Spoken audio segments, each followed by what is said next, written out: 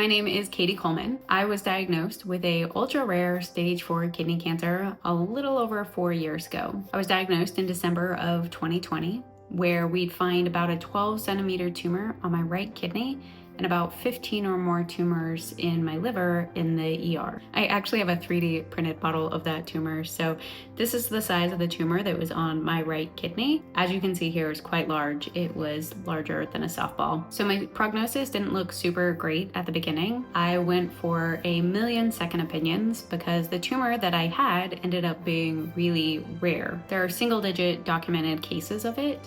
And it's actually a tumor that is typically known to be benign and never ever spreads, except mine obviously did not catch that memo when it spread to my liver, which is what gave me a stage 4 kidney cancer diagnosis. This made my case really complicated as nobody quite knew what exactly this thing was, and there weren't straightforward treatment guidelines for it. So after a million second opinions and starting on a treatment for a short period of time, I eventually, about 6 months into my diagnosis, made it to the NIH, where they had a research protocol I could be entered into, and a team of doctors took a chance on me with a very large surgery. In that surgery, we would end up removing my right kidney, doing 5 wedge resections of my liver, so that's cutting about 5 sections out of my liver, and then we ended up burning about 10 tumors in that procedure in my liver as well. Since then, I've been off all treatment, just on active surveillance, and currently have no active cancer. Now, initially, as I mentioned, I didn't have the best prognosis, and that surgery was both high risk and we weren't really sure if it would be effective or buy me more time. But I promised myself that if I made it to and through that surgery, I would dedicate whatever time it did give me to giving back to making things better for other patients, which is what I've done every day since. I started a nonprofit. I advocate widely for kidney cancer and for rare cancers,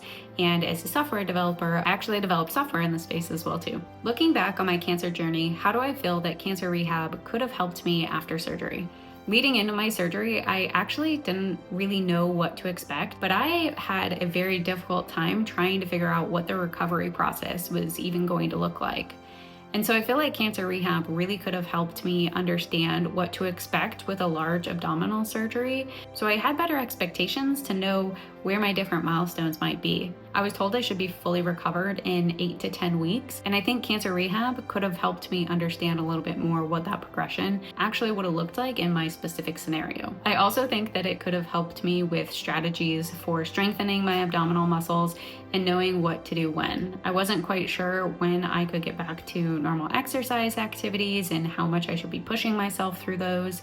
I also distinctively remember I had pretty much no abdominal strength anymore, and so sitting up was really hard and it was also painful.